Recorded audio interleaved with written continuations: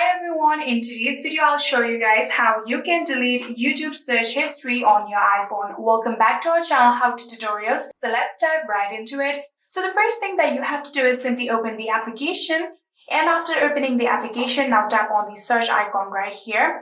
And here you can see these are all of the search history that is currently on your phone. So in order to delete it, all you have to do is swipe left. So if you swipe left just like this, here you can get the delete option. So if you simply just tap on delete just like this, here you can see now your search history has successfully been deleted. I'm going to do that with another one. Here you can simply swipe to the left and then tap on delete.